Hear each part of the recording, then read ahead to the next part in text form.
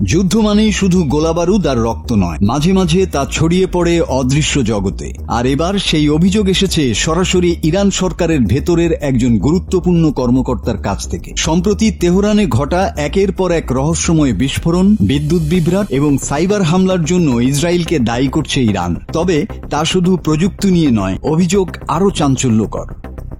ইরানের ইসলামী বিপ্লবী গার্ড বাহিনী আইআরজিসির ঘনিষ্ঠ নীতি নির্ধারক আবদুল্লাহ গঞ্জি দাবি করেছেন, ইসরায়েল নাকি যুদ্ধের ময়দানে ব্যবহার করেছে জিন, কালো জাদু এবং অশরীরী আত্মার মতো অদৃশ্য শক্তি। তিনি বলেন, নেতানিয়াহুর নেতৃত্বে ইসরায়েল এমন শক্তিকে কাজে লাগিয়েছে যা মানুষের চোখে দেখা যায় না, কিন্তু সেনাদের মনস্তত্ত্বে ভয় ঢুকিয়ে দেয়, বিভ্রান্ত করে বাস্তবতা। তার ভাষ্যমতে কিছু ঘাঁটিতে পাওয়া গেছে অদৃশ্য অস্তিত্বের প্রমাণ। ইলেকট্রনিক সিস্টেমও অদ্ভুতভাবে কাজ করছে, যেন কেউ বাইরে থেকে নিয়ন্ত্রণ করছে সবকিছু। ইরান দাবি করেছে সেনাদের দৃষ্টিবিভ্রম ঘটাতে জিন ব্যবহার করেছে ইসরায়েল, এমনকি ভুল শত্রু দেখিয়ে ভুল সিদ্ধান্ত নিতে বাধ্য করেছে অনেক সৈনিককে। কিন্তু প্রশ্ন উঠছে, আধুনিক যুদ্ধক্ষেত্রে এমন অতি প্রাকৃত শক্তি কি বাস্তবভাবে সম্ভব?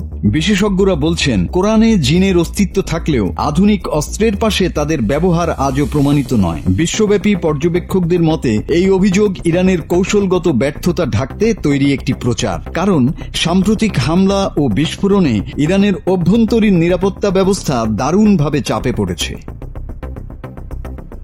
ইসরায়েল এই অভিযোগকে হাস্যকর ও মধ্যযুগীয় কুসংস্কার বলে উড়িয়ে দিয়েছে। অন্যদিকে ইরানের রক্ষণশীল মহল এই তত্ত্বকে অতি প্রাকৃত বাস্তবতা হিসাবে গ্রহণ করছে, আর দেশটির প্রগতিশীল বুদ্ধিজীবীরা বলছেন এটি মানসিক চাপে থাকা একটি সরকারের উদ্ভট প্রতিক্রিয়া।